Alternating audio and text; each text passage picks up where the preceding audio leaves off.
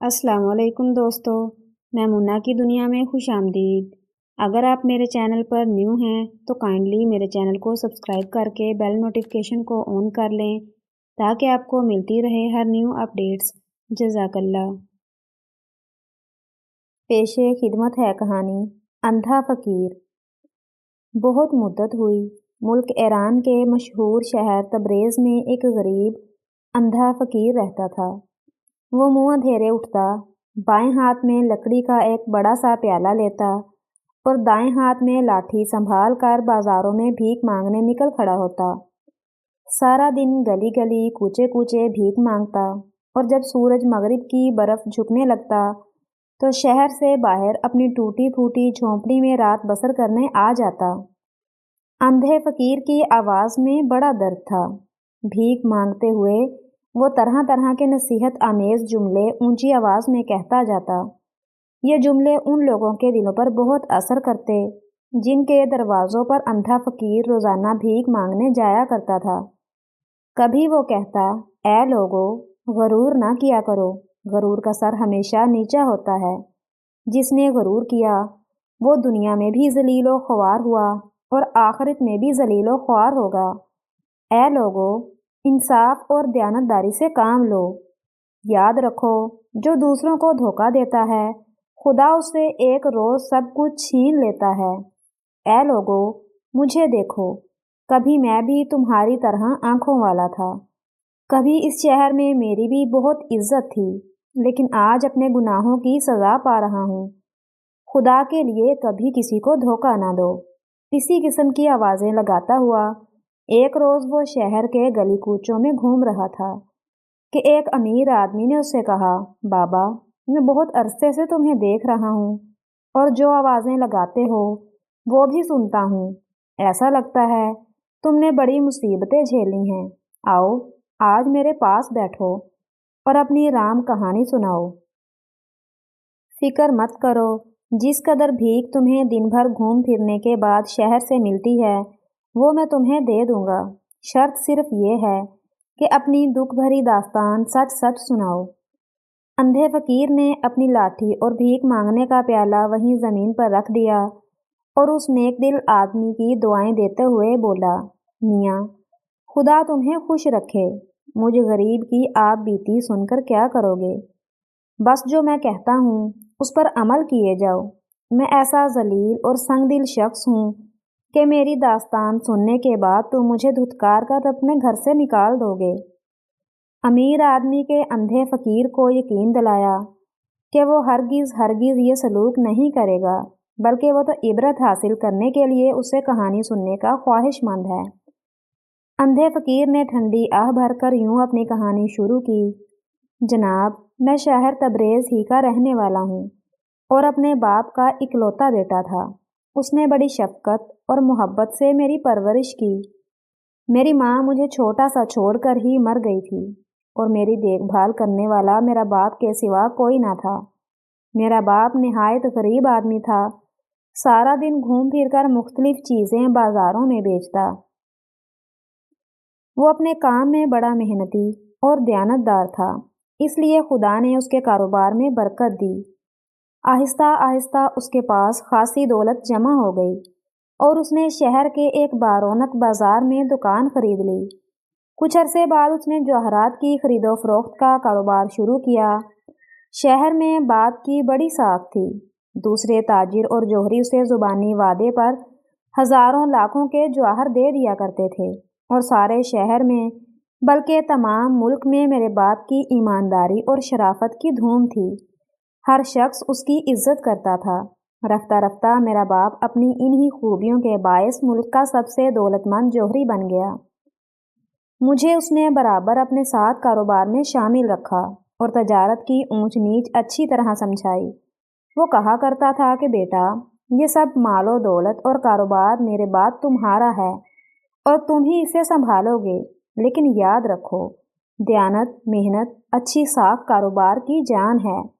जब तक तुम इन बातों पर अमल करते रहोगे तुम्हें कोई तकलीफ नहीं होगी, और अगर खुदा न ख्वास्ता तुमने तिजारत में बेईमानी, फरेब और धोखे को दखल दिया लोगों से झूठे वादे करके माल खरीदना शुरू किया, उन्हें रकम अदा ना की तो समझ लो कि एक दिन ना सिर्फ ये तमाम दौलत तुम्हारे हाथ से जाती रहेगी, बल्कि तुम खुदा और उसकी मखलूक के सामने भी जलील होगे।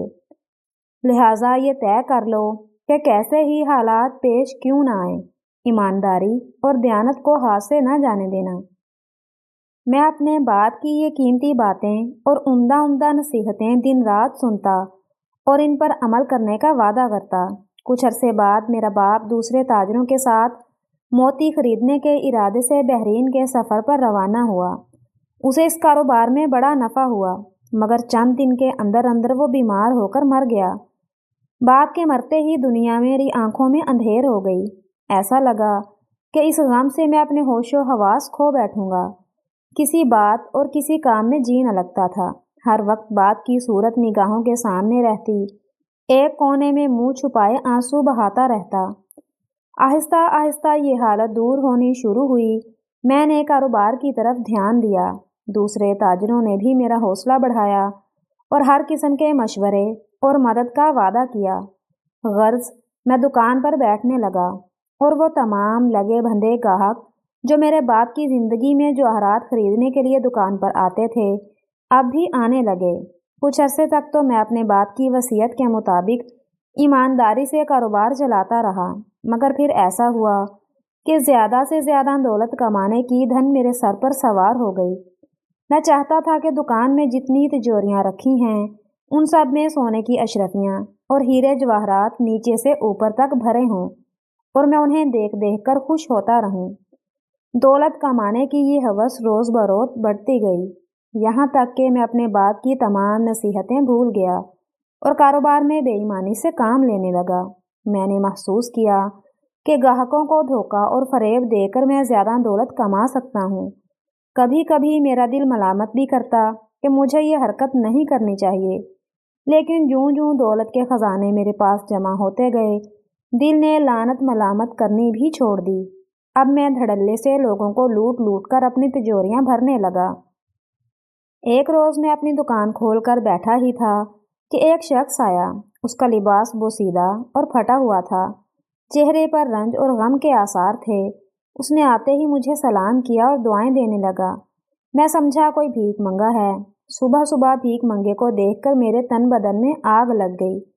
मैंने उसे धुतकार कर भगाना चाहा, लेकिन उसने आंखों में आंसू भरकर कहा, जनाब, मैं फ़कीर या भिखारी नहीं हूँ। कभी मेरा शुमार भी अपने शहर के खाते पीते लोगों में था, लेकिन बदकिस्मती से हालात ऐसे ख़राब हुए कि फाकों तक नौबत आ पहुँची। अब मजबूर होकर मैं अपनी बची हुई दौलत का आखिरी हिस्सा लेकर बाजार आया हूँ। यह कहकर उस शख्स ने अपनी गुदरी में से एक बहुत कीमती लाल निकाल कर मेरे सामने रख दिया। बचपन से लेकर जवान होने तक मैंने एक से एक कीमती हीरे और जवाहरात देखे थे, लेकिन इस जैसा लाल कभी नज़र नहीं आया था। ऐसा उम्दा नगीना तो बादशाहों के ख़जाने में ही हुआ करता है। मैं उस लाल को देखकर दिल में खुश तो बहुत हुआ, मगर मक्कारी से काम लेकर यूं ही बेपरवाही से उसे देखा और माथे पर बल डाल कर कहा, मियाँ, ये क्या उठा लाए हो? इसमें तो कोई ख़ास बात नहीं है, फिर भी बोलो, क्या दे दूँ इसका? उस शख्स ने हैरत से मेरी तरफ देखा और बोला, जनाब, आप इस शहर के सबसे बड़े जौहरी हैं। यही सोच कर मैं आपकी दुकान पर आया था कि इस कीमती पत्थर की सही कीमत मुझे अता करेंगे। यकीन कीजिए कि मेरे पास जितने भी कीमती जवाहर थे, यही उन सब में बेमिसाल है, और अब आप फरमाते हैं कि इसमें कोई ख़ास बात नहीं। उस शख्स की ये बात सुनकर मैंने एक बार फिर उस लाल को हाथ में उठाया और खूब गौर से देखा भाला। बेशक वो बेहद कीमती पत्थर था। उसकी कीमत 1-1.5 लाख अशरफियों से क्या कम होगी, लेकिन मैंने मायूसी से गर्दन हिलाते हुए कहा, अरे साहब, आपको धोखा हुआ है। ये लाल इस कदर कीमती नहीं, इसमें तो कई ऐब हैं। शायद आपने इन ऐबों पर गौर नहीं किया।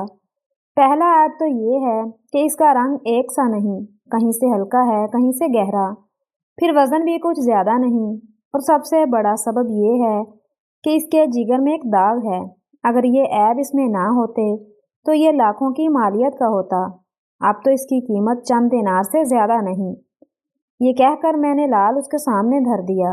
اور بے پرواہی سے دوسرے کاموں میں یوں مصروف ہو گیا جیسے مجھے اس کی کوئی پرواہ ہی نہیں، اگرچہ اندر سے میرے دل میں بڑی ہلچل مچ رہی تھی کہ یہ شخص لال کو اٹھا کر کسی دوسرے جوہری کی دکان پر نہ لے جائے، مگر معلوم ہوتا ہے وہ مجبوری کے ہاتھوں بہت پریشان تھا۔ اس نے بھرائی ہوئی آواز میں کہا، اچھا جناب، جو آپ فرماتے ہیں وہ درست ہوگا، مگر اس وقت تو یہ لال مجھ سے خرید ہی لیجئے، آپ کا بڑا احسان ہوگا مجھ پر۔ اس کی یہ بات سن کر میں سمجھ گیا کہ شکار پھنس چکا ہے اور یہ اپنا قیمتی لال میرے ہاتھ اونے پونے بیچ ہی ڈالے گا۔ میں نے ہمدرد بن کر کہا، ارے میاں، اس میں احسان کی کیا بات ہے؟ جو خدمت مجھ سے ہو سکتی ہے وہ کرنے کے لیے تیار ہوں، فرمائیے اس کے کتنے پیسے دے دوں؟ اجی جناب، اب میں اپنے منہ سے کیا عرض کروں؟ جو قیمت آپ مناسب خیال کریں دے دیں۔ پہلے تو میں نے سوچا کہ اسے 1000 دینار دے دوں، لیکن پھر بے ایمانی نے مجھے ورگلایا کہ 1000 دینار تو بہت زیادہ ہیں، اگر دینے ہی ہیں تو 20 درہم دے کر یہ لال ہتھیا لو۔ ہاں، حالانکہ میں اچھی طرح جانتا تھا کہ 20 درہم میں تو ایک معمولی موتی بھی نہیں ملتا، اور کہاں یہ اتنا بیش قیمت لال جس کی قیمت کم از کم 1 لاکھ سونے کی اشرفیاں ہوں۔ غرض میں نے صندوق کھول کر 20 درہم کے سکے نکالے اور اس شخص کے ہاتھ میں تھما دیے۔ اس نے انتہا حیرت و تعجب سے پہلے ان 20 درہم کے سکوں کو دیکھا، پھر میری جانب تکنے لگا۔ جناب عالی، کیا صرف 20 درہم عنایت فرمائیے گا؟ اس نے پوچھا۔ اس لال کی قیمت صرف 20 درہم؟ تو اور کیا، ساری دکان تمہیں دے دوں؟ میں نے ناراض ہو کر کہا۔ اگر یہ قیمت منظور نہیں تو جاؤ، راستہ ناپو، آ جاتے ہیں صبح صبح پریشان کرنے کے لیے۔ وہ کوئی بہت ہی شریف اور غیرت مند آدمی تھا۔ اس نے ٹھنڈی آہ بھری مجھے سلام کیا اور 20 درہم کی معمولی رقم وصول کر کے چلا گیا۔ اس کے جاتے ہی میں نے جھپٹ کر لال اٹھایا، اسے چوما اور جھٹ سے اپنی تجوری میں بند کر دیا۔ واہ رے میرے مولا، صبح صبح ہی کیسے زبردست نفع کا دھندا کرا دیا۔ اب میں اسی لال کے عوض 1.5 لاکھ سونے کی اشرفیاں بڑی آسانی سے جب چاہے حاصل کر سکتا تھا۔ اس کے 2 دن بعد کا ذکر ہے کہ میں منہ اندھیرے اپنی دکان پر آیا۔ اس وقت سارا بازار بند تھا۔ میں ہی ایسا دکاندار تھا جو سورج نکلنے سے پہلے دکان کھولنے کا عادی تھا تاکہ گاہک سب سے پہلے میری دکان پر ہی آئیں۔ تھوڑی دیر بعد میں نے باہر سڑک پر گھوڑے کے ٹاپوں کی آواز سنی۔ یہ سمجھ کر کہ شاید کوئی گاہک آیا ہے، میں نے دکان سے باہر جھانکا۔ کیا دیکھا کہ ایک شخص گھوڑے پر سوار چلا آتا ہے۔ میری دکان کے سامنے پہنچتے ہی یکا یک وہ گھوڑے کی پیٹھ پر سے زمین پر گرا اور کوئی آواز نکالے بغیر مر گیا۔ سوار کے گرتے ہی کئی راہگیر اور کام کاج پر جانے والے مزدور اور ایسے ہی دوسرے آدمی دوڑے ہوئے آئے اور آتے ہی مجھے گھیر لیا، کیونکہ بدقسمتی سے میں گھڑ سوار کے گرتے ہی اپنی دکان سے نکل کر اس کے قریب پہنچ گیا تھا، اور میرا ارادہ تھا کہ جو کچھ اس کی جیب میں ہوگا وہ نکال کر اپنے قبضے میں کر لوں گا۔ ان لوگوں نے آتے ہی مجھ پر حملہ کر دیا، کوئی جوتے مارنے لگا، کسی نے گھونسے لگائے اور کوئی مجھے لکڑی سے پیٹنے لگا۔ وہ سب ایک آواز ہو کر یہی کہتے تھے کہ گھڑ سوار کو تم نے مارا ہے۔ میں لاکھ دہائی دیتا کہ میں نے اسے مارنا تو ایک طرف ہاتھ تک نہیں لگایا، لیکن کسی نے میری ایک نہ سنی۔ آنن فانن لوگوں نے میری مشکیں باندھ لیں۔ میں نے اپنے تاجر بھائیوں اور دوسرے ان دکانداروں کو مدد کے لیے پکارا جو اپنی اپنی دکانیں کھول چکے تھے، لیکن کوئی مدد کے لیے نہ آیا۔ سب دور کھڑے تماشا دیکھتے رہے۔ دراصل وہ سب میری بے ایمانیوں اور دھوکے سے اچھی طرح واقف ہو چکے تھے اور مجھ سے نفرت کرنے لگے تھے۔ اتنے میں شہر کا کوتوال سپاہیوں سمیت آ گیا۔ وہ بھی مجھ سے جلتا تھا، کیونکہ ایک موقع پر میں نے اس کی بیوی سے سونے کے ایک ہار کی 4 گنا قیمت وصول کی تھی۔ کوتوال نے آتے ہی پہلے تو میری خوب ٹھکائی کی، پھر گرفتار کر کے شہر کے حاکم کی عدالت میں لے گیا۔ شہر کا حاکم نہایت بدمعاش اور بے ایمان آدمی تھا۔ ایک مرتبہ وہ میری دکان پر آیا تھا اور حکومت کا رعب جتا کر کچھ جواہرات لے جانے کی کوشش کی تھی، مگر میں نے اسے بے عزت کر کے نکال دیا تھا۔ اب جو اس نے مجھے اس حال میں دیکھا تو بہت خوش ہوا، اور یہ سن کر میں نے گھڑ سوار کو جان سے مار ڈالا ہے، فوراً میرے سزائے موت کا حکم سنا دیا۔ میں نے اس کی بڑی منت سماجت کی، بہت قسمیں کھائیں کہ میں تو اس گھڑ سوار کو جانتا تک نہیں اور نہ میری اسے کوئی دشمنی تھی، میں اسے کیوں ہلاک کرتا؟ مگر حاکم نے میری کسی بات پر کان نہ دھرا اور جلاد کو بلا کر مجھے اس کے حوالے کر دیا۔ قتل کے مجرم کو سورج نکلنے سے پہلے موت کے گھاٹ اتارا کرتے تھے، چنانچہ جلاد نے مجھے موت کی کوٹری میں رات بھر کے لیے بند کر دیا۔ میں اپنی زندگی سے بالکل مایوس ہو چکا تھا کہ یکایک آدھی رات کے وقت کوٹھڑی کا دروازہ کھلا اور شہر کا حاکم اندر داخل ہوا۔ میں اسے دیکھ کر کھڑا ہو گیا، وہ اکیلا ہی آیا تھا اور جلاد کو اس نے دروازہ کھلوا کر رخصت کر دیا تھا۔ جناب، خدا کے لیے مجھ بے گناہ پر رحم کیجیے۔ میں جھٹ اس کے قدموں پر گر پڑا، میں بالکل بے گناہ ہوں۔ آہا ہا ہا ہا ہا، حاکم نے قہقہا لگایا، تم بہت بدمعاش اور بے ایمان آدمی ہو، ہم تمہیں اچھی طرح جانتے ہیں۔ میں تو مدت سے اس فکر میں تھا کہ تم کسی طرح میرے پھندے میں پھنسو۔ اب صبح سورج نکلنے سے پہلے پہلے تمہاری گردن اڑا دی جائے گی۔ حضور، میں اپنے کیے پر نادم ہوں۔ ایک روز آپ میری دکان پر تشریف لائے تھے اور میں نے آپ سے گستاخی کی تھی، اس کی معافی چاہتا ہوں۔ معافی سے کام نہیں چلے گا بیوقوف جوہری، حاکم نے مجھے دھمکاتے ہوئے کہا۔ ہم نے سنا ہے تو نے بڑی دولت جمع کر لی ہے، کچھ اس میں ہمارا بھی حصہ ہے یا نہیں؟ اب میں اس کمینے کا مطلب سمجھا، وہ مجھ سے جان بخشی کی رشوت مانگ رہا تھا۔ میں نے کانپتی ہوئی آواز میں کہا، میری دولت آپ ہی کی ہے جناب، جو حکم کریں پیش کر دوں۔ ٹھیک ہے، وہ ہنس کر بولا، اب آئے سیدھی راہ پر۔ اسی وقت منہ پر کپڑا لپیٹ کر ہمارے ایک آدمی کے ساتھ اپنی دکان پر جاؤ اور 1,00,000 اشرفیوں کے جوہر تھیلی میں بند کر کے اس کے حوالے کر دو۔ پھر صبح ہماری عدالت میں پیش ہونا۔ رحم کی ایک درخواست تمہاری جانب سے عدالت میں دی جائے گی۔ ہم نے چند گواہوں کا انتظام کیا ہے جو یہ گواہی دیں گے تم نے اس گھڑ سوار کو ہلاک نہیں کیا۔ اس کے بعد ہم تمہیں رہائی کا حکم دے دیں گے۔ اور یوں اس موذی حاکم کو 1,00,000 اشرفیوں کے ہیرے جواہرات رشوت میں دے کر میں نے اپنی جان بچائی۔ اس واقعے کے بعد ہونا تو یہ چاہیے تھا کہ میں نصیحت پکڑتا اور آئندہ کے لیے دھوکے، فریب اور بے ایمانی سے توبہ کر لیتا، لیکن ہوا یہ کہ پہلے سے بھی زیادہ دولت کمانے کا لالچ بھوت بن کر مجھ پر سوار ہو گیا۔ شہر کے حاکم کو 1,00,000 اشرفیوں کے جو ہیرے میں نے دیے تھے، اس نقصان کو جلد سے جلد پورا کرنے کی دھن لگی ہوئی تھی۔ میں نے طے کر لیا کہ جب تک اتنی رقم نہیں کما لوں گا، ایمانداری کو اپنے قریب نہ پھٹکنے دوں گا۔ ایک دن کا ذکر ہے، میں اپنی دکان پر بیٹھا تھا کہ 2 عورتوں میں زرق برق لباس پہنے دکان کے سامنے آ کھڑی ہوئیں۔ ایک عورت کی گود میں چھوٹا سا بچہ تھا جسے اس نے کپڑا اڑا رکھا تھا، دوسری عورت کے ہاتھ میں ایک خوبصورت تنکوں کی بنی ہوئی ٹوکری تھی۔ وہ دونوں آپس میں باتیں کرنے لگیں، ان کی آواز میرے کانوں میں آسانی سے پہنچ رہی تھی۔ بچے والی عورت نے اپنی قمیض کی جیب میں ہاتھ ڈالا اور بہت سی سونے کی اشرفیاں نکال کر دوسری عورت کو دیتے ہوئے بولی، یہ اشرفیاں لے جاؤ اور حاجی جلال جوہری کی دکان پر جا کر اسے دے دو، کہنا کہ خانم نے یہ اشرفیاں بھیجی ہیں۔ کل تم جو اس کے ہاں سے چند انگوٹھیاں اور ہار وغیرہ لے کر آئی تھی نا، یہ ان چیزوں کی آدھی قیمت ہے۔ حاجی جلال سے کہنا باقی رقم کل ضرور پہنچ جائے گی۔ اب جن جن زیوروں کی ہمیں ضرورت ہے، حاجی سے کہنا کہ جلد تیار کر دے، کیونکہ شادی میں اب 10 ہی دن باقی رہ گئے ہیں۔ میں یہیں رک کر تمہارا انتظار کر رہی ہوں، جلدی اس کا جواب لے کر آنا کہ وہ کب تک نئے زیور تیار کرا دے گا۔ خانم سے اشرفیاں لے کر دوسری عورت وہاں سے چلی گئی۔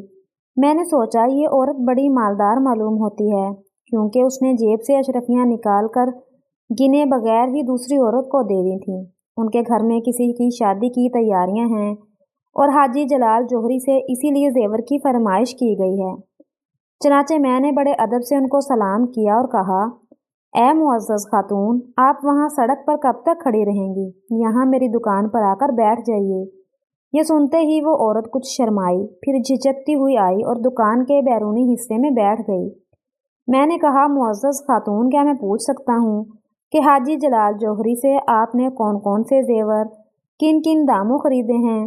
یہ میں اس لیے پوچھ رہا ہوں کہ حاجی جلال کچھ اچھا تاجر نہیں ہے، وہ زیادہ رقم وصول کرنے میں بہت بدنام ہے۔ اچھا، یہ بات ہے، عورت نے حیرت سے کہا، مگر اب کیا ہو سکتا ہے؟ ہم نے تو اس سے بہت سی چیزیں خریدی ہیں، کپڑے، ہیرے، جواہر اور سونا وغیرہ۔ اصل میں میری چھوٹی بہن کی شادی وزیر کے لڑکے سے ہونے والی ہے، 10 دن میں شادی ہے، اور ابھی بہت سا زیور اور کپڑا خریدنا ہے۔ کل ہم نے حاجی جلال کی دکان سے زیور خریدا تھا، بعض جواہرات ہمیں پسند نہیں آئے۔ اس نے کہا تھا کہ 1-2 دن میں عمدہ ہیرے آئیں گے، پھر آ کر لے جائیے گا۔ عورت کی یہ باتیں سن کر میری رال ٹپکنے لگی۔ میں نے سوچا گاہک بہت امیر معلوم ہوتا ہے، اگر اس کے ہاتھ اپنے ہیرے اور جواہر بیچوں تو ہزاروں کے وارے نیارے ایک آن میں کر سکتا ہوں۔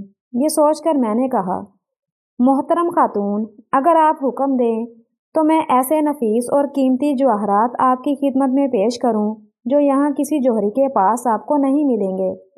قیمت کی آپ فکر نہ کیجیے، جس قدر ممکن ہو سکا قیمت میں رعایت کروں گا۔ یہ سنتے ہی عورت نے خوش ہو کر کہا، ہاں ہاں، ضرور دکھائیے، اگر پسند آئے تو خرید لوں گی، لیکن شرط یہ ہے کہ خریدنے سے پہلے میں یہ جواہر اپنے مکان پر بھیجوں گی تاکہ میری بہن بھی پسند کر لے، جس کی شادی ہونے والی ہے۔ خدا کرے اسے آپ کے دکھائے ہوئے ہیرے جواہرات پسند آ جائیں، پھر تو ہم منہ مانگی قیمت پر بھی خرید لیں گے۔ خانم کی یہ بات سن کر مارے لالچ کے میری منہ میں پانی بھر آیا۔ میں نے کہا، محترم خاتون، جو ہیرے اور زیور میں آپ کو دکھاؤں گا وہ سب کے سب لاجواب اور بیش قیمت ہیں۔ جیسا کہ میں نے کہا، پورے بازار میں کسی اور جوہری کے پاس اتنا عمدہ اور نفیس مال نہ ہوگا۔ ہم ایسی چیز آپ ہی جیسے قدردانوں کے لیے سنبھال کر رکھتے ہیں، اور ہار آنے والے گاہک کو دکھاتے بھی نہیں۔ ابھی میں یہ چکنی چپڑی باتیں کر ہی رہا تھا کہ دوسری عورت واپس آ گئی۔ اس نے ایک خوبصورت موتیوں کا ہار نکال کر خانم کو دیتے ہوئے کہا، حاجی جلال نے یہ ہار تیار کر کے دے دیا ہے، اور وہ سلام عرض کر کے کہتا ہے کہ انشاءاللہ باقی زیور کل پرسوں تک ضرور تیار ہو جائے گا۔ اس نے یہ بھی کہا ہے کہ قیمت کی اسے اتنی جلدی نہیں ہے، جب جی چاہے رقم بھجوا دیجیے گا۔ خانم نے بے پرواہی سے دوسری عورت کی یہ بات سنی اور ہار کو الٹ پلٹ کر دیکھتے ہوئے بولی، ہو نہ ہو، یہ بھی کوئی ہار ہے؟ مجھے یقین ہے کہ دلہن اسے کبھی پسند نہ کرے گی۔ جی تو چاہتا ہے اسے ابھی حاجی صاحب کے پاس واپس بھجوا دوں، مگر یہ خیال کر کے رکھ لیتی ہوں کہ ان سے ہمارا پرانا لین دین ہے۔ اچھا، خیر، اب آپ مہربانی فرما کر وہ جواہر دکھائیے جن کا ذکر آپ نے مجھ سے کیا ہے۔ ابھی لیجیے، میں نے جلدی سے کہا، اور تجوری کھول کر ہاتھی دانت کا بنا ہوا حسین ڈبہ نکالا۔ اس ڈبے کے اندر ہی وہ نادر ہیرے رکھے ہوئے تھے، ان ہی میں وہ لال بھی تھا جو میں نے ایک مصیبت زدہ سے صرف 20 درہم میں ہتھیا لیا تھا۔ دونوں عورتیں حیرت، دلچسپی اور خوشی سے ہیرے دیکھتی رہیں، اور ہر ہیرے کی قیمت پوچھتی جاتیں۔ میں بھلا کہاں چکنے والا تھا، میں نے بھی خوب بڑھ چڑھ کر قیمتیں بتائیں۔ اس لال کی طرف اشارہ کرتے ہوئے خانم نے کہا، کتنا خوبصورت پتھر ہے، کیسی چمک دمک ہے، بھائی یہ تو بہت قیمتی معلوم ہوتا ہے۔ کیوں جناب، کیا قیمت ہوگی اس کی؟ محترم خاتون، ایسا پتھر دنیا میں کہیں نہیں ملے گا، خاص شہنشاہ ترکی کے خزانے کا ہے، وہاں سے ایک شہزادہ نہ جانے کیسے اڑا لایا اور میرے ہاتھ بیچ گیا۔ بس اس کی قیمت تو نہ پوچھیے، اسے لے جائیے، پھر بھی کچھ تو بتائیے نا، اس نے اصرار کیا۔ صرف 2 لاکھ اشرفیاں، میں نے آہستہ سے کہا۔ میرا خیال تھا کہ اتنی بڑی قیمت سن کر وہ مایوس ہو جائیں گی، لیکن اس نے خوش ہو کر کہا، صرف 2 لاکھ اشرفیاں، ہمیں یہ قیمت منظور ہے جناب، ان داموں تو ہر لال بے حد سستا ہے۔ قصہ مختصر، اس خاتون نے لال کے ساتھ ساتھ کئی دوسرے جواہرات اور موتی بھی پسند کیے۔ میں نے اس کے پسند کیے ہوئے جواہر اسی ہاتھی دانت کے ڈبے میں احتیاط سے رکھ دیے۔ اس کے بعد عالم نے مجھ سے کاغذ اور قلم مانگا۔ میں نے دونوں چیزیں پیش کیں۔ اس نے کاغذ پر کچھ لکھ کر وہ جواہر کے ڈبے سمیت اپنی ساتھی عورت کو دیا اور کہنے لگا، اب تم جلدی سے یہ جواہر گھر لے جا کر بہن کو دکھا لاؤ، مجھے اندیشہ ہے کہ ان میں سے کئی موتی اور ہیرے وہ ناپسند کر کے واپس بھیج دے گی، لیکن یہ لال اسے ضرور پسند آ جائے گا۔ جب تک تم واپس آؤ میں یہیں دکان پر بیٹھتی ہوں۔ یہ کہہ کر مجھ سے بولی، جناب اگر آپ کو بھروسہ نہ ہو تو اپنا کوئی آدمی اس عورت کے ساتھ ہمارے مکان پر بھیج سکتے ہیں۔ جی نہیں محترم خاتون، میں نے جلدی سے کہا، یہ آپ کیا فرماتی ہیں؟ آپ پر مجھے اعتماد ہی اعتماد ہے۔ نہایت اطمینان سے یہ جوہر اپنے گھر پسند کروانے کے لیے بھجوا دیجیے۔ غرض دوسری عورت جوہر کا ڈبہ لے کر چلی گئی اور خانم میری دکان پر بیٹھی رہی۔ میں اپنے کام میں مصروف ہو گیا۔ یکایک دو راہگیروں نے میری دکان کے عین سامنے کسی بات پر تکرار ہوئی۔ پہلے تو وہ ایک دوسرے کو گالیاں دیتے رہے، پھر ہاتھا پائی شروع ہوئی۔ اس کے بعد انہوں نے تلواریں نکال لیں۔ دیکھتے ہی دیکھتے تماشائیوں کا ایک ہجوم میری دکان کے آگے جمع ہو گیا۔ اتنے شور و غل سے کان پڑی آواز سنائی نہ دیتی تھی۔ اتنے میں کوتوال سپاہیوں کے ساتھ نمودار ہوا۔ اس نے آتے ہی دونوں لڑنے والوں کو گرفتار کر لیا اور حاکم کی عدالت میں لے چلا۔ جاتے جاتے ارد گرد کے چند دکانداروں کو بھی گواہی دینے کے لیے اپنے ساتھ چلنے کا حکم دیا۔ یہ جھگڑا عین میری دکان کے سامنے ہوا تھا، اس لیے کوتوال نے زبردستی مجھے بھی گواہی کے لیے دوسرے لوگوں میں شامل کر لیا۔ جب میں نے جانے سے انکار کیا تو اس نے میرے ہاتھوں میں ہتکڑیاں ڈال دیں اور گھسیٹتے ہوئے لے جانے لگا۔ یہ دیکھ کر خاتون، جو اس وقت اطمینان سے اپنے بچے سمیت دکان میں بیٹھی تھیں، مجھ سے کہا، جناب، آپ حاکم کی عدالت میں جا کر گواہی دے آئیں، میں یہیں بیٹھتی ہوں۔ چلتے چلیے، میں نے پڑوس کی ایک دکان پر بیٹھنے والے کسائی سے کہا کہ وہ عورت جو میری دکان پر بیٹھی ہے، ذرا اس پر نگاہ رکھنا۔ کسائی کو کچھ خبر نہ تھی کہ معاملہ کیا ہے اور وہ عورت دکان پر کس لیے بیٹھی ہے۔ اس نے سوچا شاید اس لیے دکان کی نگرانی کو کہتا ہے کہ وہ کوئی عورت کوئی چیز نہ اٹھا لے۔ اس نے مجھ سے کہہ دیا کہ وہ عورت پر نگاہ رکھے۔ حاکم کی عدالت میں گواہی دے کر جب میں واپس اپنی دکان پر آیا تو دور ہی سے یہ دیکھ کر دل دھک دھک کرنے لگا کہ وہ خاتون دکان پر نہیں ہے، البتہ اس کا ننھا سا بچہ ایک کمبل میں لپٹا ہوا گہری نیند سو رہا تھا۔ میں نے کسائی سے پوچھا کہ وہ عورت کہاں گئی؟ اس نے کہا، تمہارے جانے کے بعد وہ میرے پاس آئی اور کہنے لگی، میں تھوڑی دیر کے لیے حاجی جلال جوہری کی دکان پر ایک کام سے جا رہی ہوں، اپنا بچہ یہیں چھوڑے دیتی ہوں، تم مہربانی کر کے اس کا دھیان رکھنا۔ یہ کہہ کر وہ چلی گئی۔ اسے گئے ہوئے کتنی دیر ہوئی؟ میں نے پوچھا۔ بہت دیر ہو گئی، کسائی نے جواب دیا۔ میں نے دکان میں جا کر کمبل میں لپٹے ہوئے بچے کو دیکھا تو پیروں تلے سے زمین نکل گئی۔ وہ چینی اور مٹی کا بنا ہوا کھلونا تھا۔ میں نے اسی وقت دہائی مچا دی کہ دوڑو بھاگو، میں لوٹ گیا، برباد ہو گیا۔ لیکن اس فریاد کا کوئی نتیجہ نہ نکلا۔ وہ فریبی عورتیں نہ جانے کہاں غائب ہو گئیں۔ میں نے کسائی کو غصے میں گالیاں دیں اور کہا کہ جب میں کہہ کر گیا تھا کہ عورت پر نگاہ رکھنا تو تم نے اسے جانے کیوں دیا؟ کسائی نے جواب دیا کہ میں تمہارا نوکر نہیں تھا جو اپنا کام چھوڑ کر عورت کو دیکھتا رہتا۔ اس کا جواب سن کر میرا پاگل پن انتہا کو پہنچنے لگا۔ لپک کر اس کی دکان سے گوشت کاٹنے کا چھرا اٹھایا اور اس پر حملہ کر دیا۔ کسائی بری طرح زخمی ہوا اور وہیں پر مر گیا۔ یہ دیکھتے ہی لوگ دوڑے دوڑے آئے اور مجھے پکڑ کر حاکم کی عدالت میں لے گئے۔ حاکم نے سارا قصہ سن کر حکم دیا کہ اس بے رحم جوہری کو جلاد کے حوالے کر دیا جائے، لیکن لوگوں نے اسے درخواست کی کہ یہ شخص پاگل ہو چکا ہے، اسے جان سے مارو، یہ درست نہ ہوگا۔ اس کے لیے یہی سزا بہت ہے کہ اس کی تمام جائیداد اور مال اسباب ضبط کر کے اسے شہر سے باہر نکال دیا جائے۔ یہ مشورہ حاکم کو بہت پسند آیا۔ اسی وقت حکم دیا کہ میرا تمام مال اسباب، مکان، دکان ضبط کی جائے، یہاں تک کہ تن کے کپڑے بھی اتار لیے جائیں۔ حاکم کے کارندوں نے سب کچھ چھین کر مجھے شہر بدر کر دیا۔ میں خوب رویا پیٹا مگر کسی نے ایک نہ سنی۔ 10 روز تک میں شہر کے باہر ویرانے میں بھوکا پیاسا اور ننگ دھڑنگ آسمان کے نیچے پڑا رہا۔ 11ویں دن جب بھوک پیاس کے ہاتھوں میری جان لبوں پر تھی، صحرا کی جانب سے ایک اونٹ سوار آیا اور میرے پاس آ کر اونٹ سے اترا۔ اس نے مجھے کھانے کے لیے کھجوریں دی، پینے کو پانی دیا اور پہننے کو کپڑوں کا ایک جوڑا دیا۔ کھجوریں کھا کر اور پانی پی کر میری جان میں جان آئی اور میں نے اپنے محسن کا شکریہ ادا کیا۔ اس نے مسکرا کر کہا، کیوں میاں جوہری، تم نے مجھے پہچانا؟ میں نے غور سے اس کی صورت دیکھی لیکن کچھ یاد نہ آیا کہ اسے کہاں دیکھا تھا، البتہ صورت جانی پہچانی لگتی تھی۔ میں نے کہا، بھائی ایسا لگتا ہے کہ تمہیں اس سے پہلے کہیں دیکھا ضرور ہے، مگر کہاں، یہ یاد نہیں آتا۔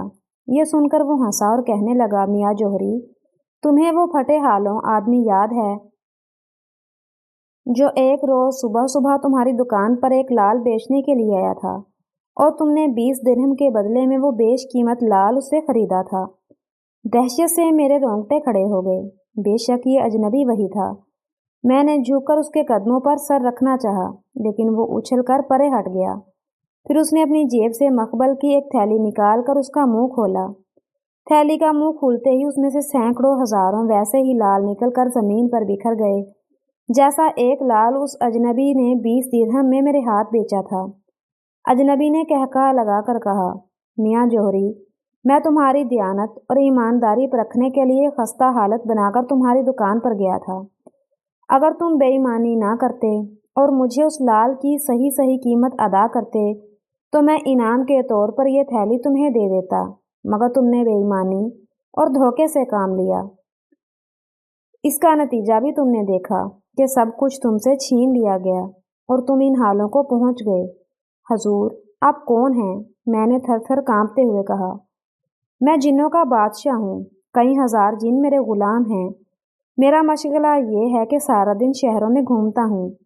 جو شخص مجھے محنتی، ایماندار اور سچا دکھتا ہے، اس کی خدا کے حکم سے مدد کرتا ہوں۔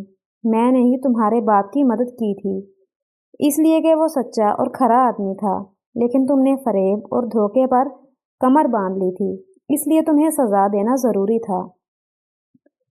جنوں کے بادشاہ کی یہ بات سن کر میں نے ہر طرح رونا اور چلانا شروع کر دیا کہ خدا کے لیے مجھے معاف کر دو۔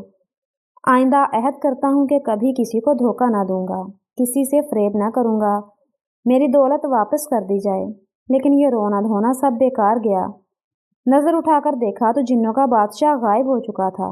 وہ دن اور آج کا دن، در در بھیک مانگنا میرا مقدر ہے۔ آہستہ آہستہ میری آنکھوں نے بھی جواب دے دیا اور میں اندھا ہو گیا۔